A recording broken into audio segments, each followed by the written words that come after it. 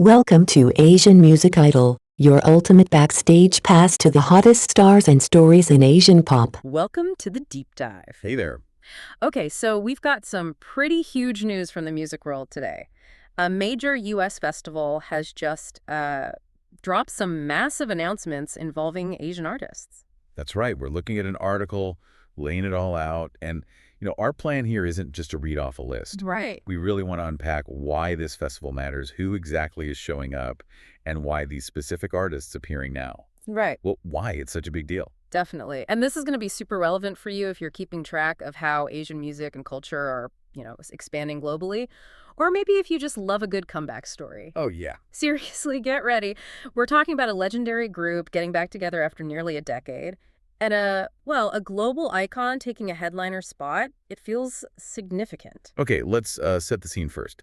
The festival we're talking about is Head in the Clouds LA 2025. Right, HITC LA. And the source says it's a big music festival here in the States. Right. Started locally, apparently, by 88 Rising. Yeah, and that's important context. 88 Rising, the article, highlights them as an Asian American global music and media company. Okay. And the festival itself. It's described very clearly as Asia-focused. That tells you a lot about its whole vibe and purpose right there. So when and where is it actually happening? The article seemed pretty clear on that. Yep. May 31st and June 1st. That's local time, of course. Okay. And it's at Brookside at the Rose Bowl, Pasadena, California. Classic spot. Okay, now for the lineup news, because this is where it gets really interesting, right? Two names really jump out. For sure. The first one, confirmed as a headliner, G-Dragon. Wow. Okay, and it's not just like G-Dragon is playing. The article points out his significance, saying he's kind of moved beyond K-pop, become this, global star. Exactly. Him headlining feels like, well, it's a statement, isn't it? Not just another booking. It really does. Headlining a festival like this in the U.S., that scale, it's a big marker of his global status, way beyond any single genre. Yeah, it shows that recognition of his impact. But then, okay, the other piece of news, this probably sent some shockwaves. 2NE1 is confirmed. Yes, and not just like one member doing a guest spot, the full group. The full group. Together. And the context here is key. Right. The source says it's their return as a complete group after, 8 years? 8 years, yeah. They disbanded officially in 2016. Right. So 8 years is a long time. For a group like 2NE1, I mean, how influential they were. A full reunion after that long? Yeah. It's more than just a show. It feels like a real cultural moment. Totally. Especially for the fans who've waited. The article even uses the phrase historic performance. And, given the context, that feels about right. Seeing them all back together. Absolutely. Reunions tap into that nostalgia, yeah. But it also shows, the lasting power of their music, the demand that's still there. For a group that really helped shape a whole generation of K-pop. Yeah, this is huge. Monumental, really. And then the article mentions some other cool names, too, right? It's not just those two headliners. No, it sounds like a pretty stacked lineup. It mentions Dean from the R&B world. Oh, nice. And DPRIN, the Australian singer. Okay. Plus, artists tied closely to 88 Rising itself, like Rich Brian. Right. And Higher Brothers, the Chinese hip-hop group. So it's a mix. And the source specifically says this is the largest scale lineup they've ever had in the festival's whole 10-year history. Yeah, that largest scale ever bit. It kind of underscores that this isn't just business as usual for HITC. It seems like they're leveling up. Exactly. It feels like a big step up in scope, kind of mirroring how much Asian talent is getting global recognition now.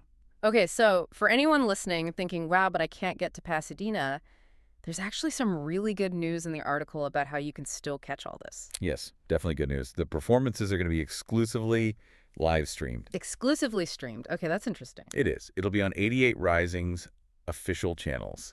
The source even puts it simply, something like, you can watch comfortably from home. That changes everything, doesn't it? Suddenly, it's not just the crowd at the Rose Bowl. It's potentially a huge global audience. Right. You, wherever you are, can tune in live. No flight needed. Exactly. It just removes that whole geographical barrier for these massive performances. So let's tie it all together then. Why does this festival, this specific lineup, G-Dragon, 2NE1's reunion, and the fact that it's streamed, why does it really matter? Especially, for you listening, if you care about where global music is heading. Well, first off, the festival itself, Head in the Clouds. It's Asia-focused, run by an Asian-American company.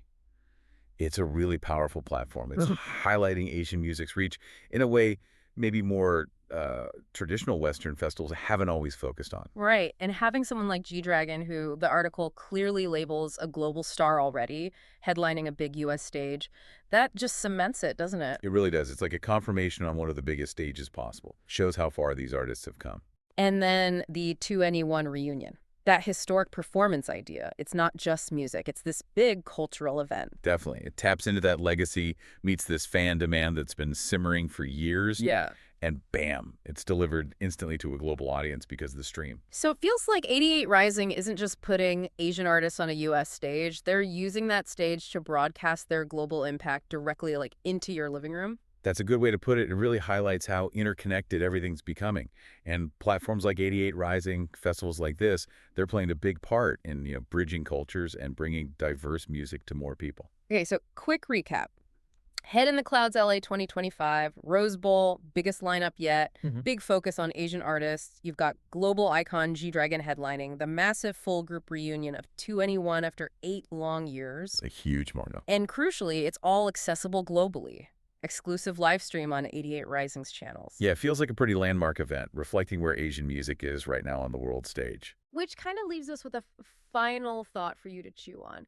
What does a festival like this design to spotlight Asian artists instantly global via streaming?